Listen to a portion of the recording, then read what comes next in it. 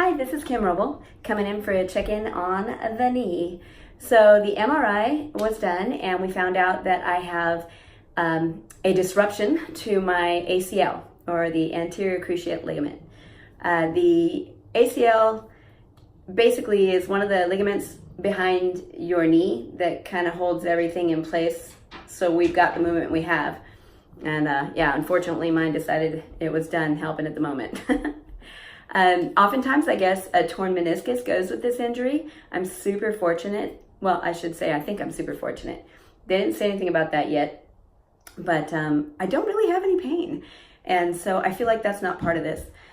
I'm super glad. Like, I've been really, really lucky with this. Even when it happened, you know, when you read the reports or hear videos and talk to people about it, they're like, oh yeah, it was excruciating, or I heard this pop, or like, and for me, it was more like a really, really like knuckle crack on steroids. Like, just, I can't even explain it. It's the weirdest thing.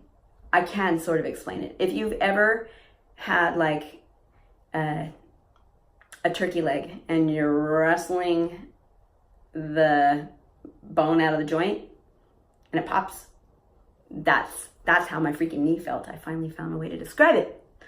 Yeah, anyway, so, but it didn't hurt. It just freaked me out completely. And my leg went sideways, and then it was like, oh shoot, okay. But I still didn't even realize, like, did that just happen? Because like I don't get what just happened. And I was thankful I could roll to the side because I managed to get to the top of the obstacle with my upper body and just roll over and take a look. And it's like nothing looked wrong and nothing felt wrong. And I'm like, okay. So I tried to stand up on it again very gently, and I freaking went right back down and realized, no, there's a problem, Kim. It doesn't matter if it doesn't hurt, it doesn't work. Anyway, didn't have a ton of swelling. So I was like, am I imagining this? Am I overplaying it? What's going on? No, I have a dang torn ligament. So find out next week what the treatment plan is for it. Hopefully whatever it is can be aggressive enough to get me back to my lifestyle sooner than later. But again, I'm a good patient, and I'll do what I need to get the best outcome. In that, I'm absolutely expressing to everybody in my line of care that I need to get back to where I was. This is not about patch me up so I can hobble around the house and go to the store. This is about, I like to do P90X, and I like to do Tough Mudder runs, and I like to do awesome stuff. So I can't just be like, oh yeah, I can dawdle, but I can't play hard. I play hard. Anyway, so beyond that, some of you saw my picture of my contraption to use my pull-up assist. Don't judge me. Anyway, I basically had one of those step ladders kind of in front of my pull-up assist, and what I would do is I'd hop over to it and sit down on the little seat on the ladder, and then put my foot up in the stirrup, and then reach up and do my pull-ups. And then I'd bring myself down to about where I thought the seat was, and then I'd use my foot in the stirrup to search for the ladder to pull it forward so I could sit on it, and then like try and fling that thing off my foot without killing myself.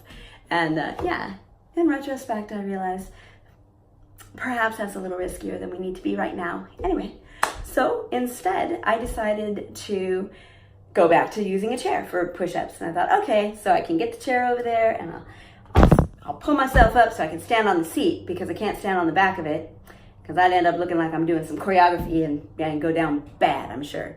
But then I decided, forget all that. You can reach the stupid bar, work on doing real pull-ups without any kind of assist. So I have a goal to wean myself off the pull-up assist. And it's kind of cool to have a goal when you're rehabbing. And it might take my numbers. You know, the pull-up assist, fabulous, fabulous tool. It took me from doing like 3 pull-ups per set in a workout on the back of a chair that were like, to doing 70 per workout that were actually really good and effective pull-ups. So that's not bust my numbers down to maybe 12 or 15 good pull-ups a workout.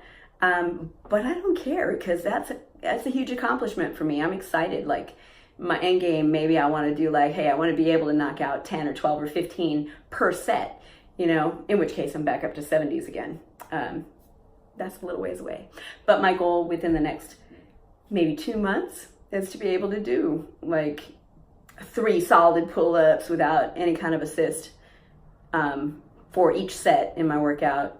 So that'll at least be around 28 or 30, 24 or 30, I guess.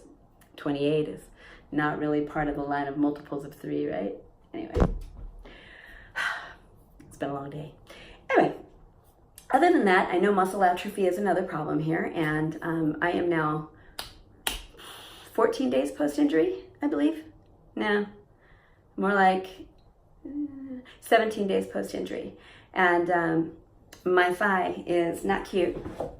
It's not terrible, but like my hamstring is just like wasting away. It's like,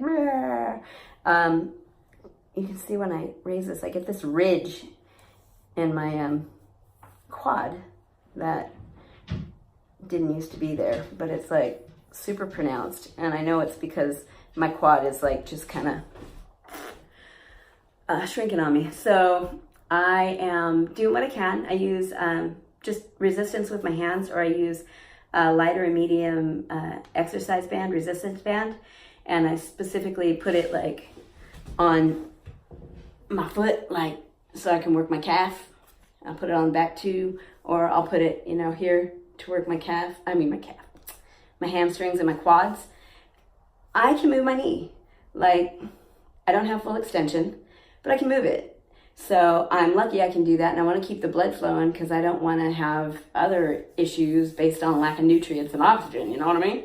So I'm very, very cognizant of what's going on in my knee at all times when I do this because I'm not willing to hurt it more. So yeah, I'm just super careful with it, and I do what I can. The rest of me, my right leg is clearly overworked now because I'm on crutches or hopping all the time. And so yeah, I got this lovely right leg that's saying, "Are you kidding? I'm done with you, Kim. Cutting you off." And when it does, I'm in trouble. So enough about that. I'm super thankful that I have the opportunity to heal. I am super thankful for all the people in the world that come to my assistance when there's a door preventing me from getting where I need to go.